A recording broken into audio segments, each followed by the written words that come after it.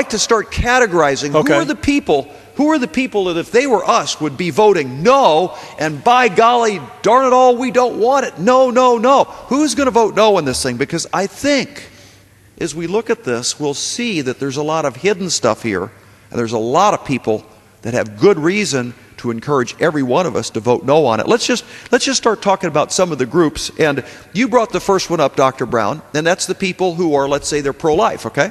And in America, you have constituents, I have constituents. We have some that are pro-life and have some who believe in abortions and that people should have a right to abortion. Those are deeply held views. But what is going to happen in this bill, and if this were not going to happen, there could be an amendment offered to make sure it doesn't happen, and that is that the government plan is going to include that you could get free abortions. We did that for a while in America. We had subsidized abortions. So if you're pro-life, and if let's say that you're pro-abortion, but you think it's unfair to make people who have deep religious convictions that thinking killing the unborn is a wrong thing to do, are you going to make them pay taxes to fund something that you think is fundamentally wrong? You see, so if you're pro-life, you're not going to vote for this thing unless there's some amendment that says that we want to guarantee that this government plan doesn't give people a right on government money to abort their kid. So if you're pro-life, that's Dr. one Fleming. Group. Okay, you have another group?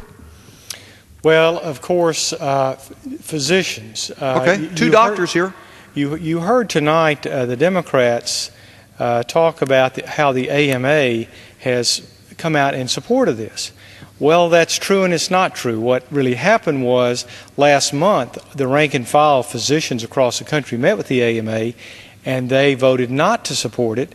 And then after so the doctors voted no about exactly. supporting this. You guys are both doctors. And yes. the other doctors said, no, this isn't a good idea, right? Exactly. And then, again, one of those behind-the-scenes, in the back rooms deals, a deal was cut over the sustained growth rate, the SGR, that would be cast aside if AMA would sign on to it. And so without consulting physicians, the Board of Trustees of the AMA cut the deal with the President in the wee hours of night, and then sent them a letter in support.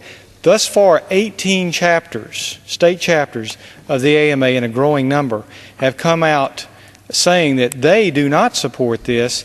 And I would really, I think, say with confidence, a majority of physicians across this country do not support government takeover. Okay, so now we've got two groups, because I'm going to keep score now. First of all, if you're pro-life, you're not going to like this bill. Yes. Second of all, in general, the doctors don't like the bill. Even though the AMA cut some deal, their membership told them, we really don't support this Absolutely thing. Another category, because when I wake up in the morning, I'm feeling a little older and achier. I just hit 62.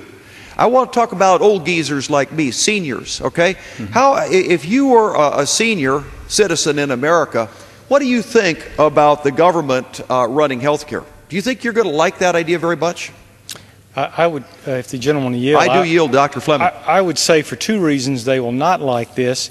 First of all, you heard me just say that part of this plan is to gut Medicare to a great extent, which the elderly depend on. Medicare is already going bankrupt in less than 10 years and is heavily subsidized by private insurance. And so what we're looking at is taking away the subsidy and then taking. So we're going to gut Medicare first. So if you're a senior, you're not going to like gutting Medicare. Yes. Okay. And if I could also add, one other problem is this comparative effectiveness committee that's being created. Okay, so there's a committee somewhere in this chart that's a comparative effectiveness committee, and what's it going to do? Well, it's tasked with the job of deciding who deserves what, or what is really too expensive for whom and what sort of diseases. And if you look at the other countries that do this already, the United Kingdom, Canada, and others, the elderly are the first ones that are counted out under this program. So let's say you're a smart bureaucrat, and you got an awful lot of money being spent on health care in America, and the budget is going bust, and you're thinking, oh my goodness, how am I going to fix this? And so you find that the old 80-20 rule is working just fine right here in health care. That is, that 20% of the people have 80% of the cost. And guess who the people that have 80% of the costs are? It's old geezers like me. And so you're going to say, hey, we're going to need to regulate this system, and so we're going to deny care. And so in other words, what we're going to do is we're going to say that the doctor and the patient don't make the call. We're going to say some bureaucrat in Washington, D.C. decides whether you get treatment or not. Now, that may seem pretty outlandish or harsh, but the fact of the matter is that's what's going on in Canada. And this is personal to me because I've got a bad hip and people keep saying, Akin, how come you're limping? I fell on some ice 10 years ago. Well, the reason is I'm limping is that I'm postponing getting a hip replacement. And in Canada, if you're my age at 62, you can't get a hip replacement. In fact, if you're later 50s in Canada, you can't get a hip replacement. Guess where you get your hip replacement? You come to good old USA. And so if you're an old person, what's going to happen is there's going to be rationing of care, and you're not going to get taken care of because the bureaucrats say, you're too old. It's not a good financial investment, but we'll give you some painkillers. So if you're an old person, first of all, you're going to have Medicare is going to get taken. But the second thing is you've got the problem of somebody coming between you and your doctor, and that's the bureaucrat from D.C. So if I'm an older person, I'd say, if I'm a senior, I sure don't want to touch this thing with health care in the sense that I'm a cancer survivor. I was one of those guys in my early 50s. I came to Congress bulletproof, and I'd had a very lousy insurance plan provided by the state of Missouri, and I hadn't had a physical for a long time. But I know I was bulletproof, but I thought somebody told me, he said, hey, when you get to be over 50, you need to go get yourself a physical checkup. So I waltzed down to the doctor's office right here in this Capitol building run by the Navy doctors. They said, yeah, Todd, you are bulletproof and you're doing great, except one little detail, you have cancer. You have prostate cancer. I'm going, oh my goodness. Let me tell you that, doctors, you know, that gets your attention when they use the big C word.